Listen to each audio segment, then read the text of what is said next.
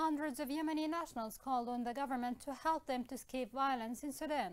While many countries launched evacuation trips to transfer their citizens, Yemen embassy in Khartoum is accused of not doing enough to help its citizens evacuate. More on this is within this report. More than 2,300 Yemenis are in Port Sudan, awaiting for evacuation in a tragic state, sleeping on the sidewalks of the streets and large crowding along with hundreds of families who have been housed in waiting halls in self-initiatives which have not been covered by the government financial transfers since the start of the crisis. The student committee confirmed that the first batch of 239 citizens submitted their data individually to the Saudi committee.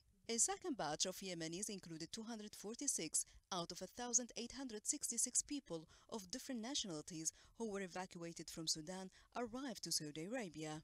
The student committee in Port Sudan, affiliated with the embassy, failed to fulfill the requirements and data required from the Saudi evacuation authorities, and this would have led to the departure of the ship Amana without transporting any Yemenis. Had it not been for a humanitarian initiative from one of the officers of the Saudi coordination team who attached them to the ship in the last minutes. The student committee stated that it had received 980 passports since they started their mission to ensure that no opportunity available to Yemenis is missed, accompanied by all the necessary statements to achieve this. The Emergency Committee, as well as the Union of the Yemeni Students in Sudan, accused the embassy and the Foreign Ministry and the government of delaying and not arranging the evacuation process with the Saudi side. The Ministry of Foreign Affairs said in a statement, work and coordination continues to complete the evacuation process in the near future from Port Sudan, noting that land trips were conducted to transport the first batch of arrivals from Jeddah to Aden and Ma'rib.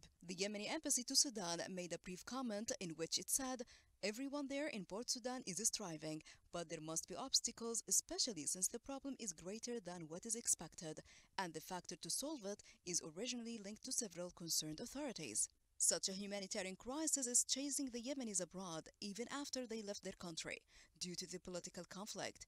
And the deteriorating situation in Sudan is another nightmare for people. This failure in coordinating with officials hindered the evacuation of hundreds of stranded people in the city abroad several humanitarian cruises, which is led by the Saudi Kingdom, which included thousands of nationals of countries of the world.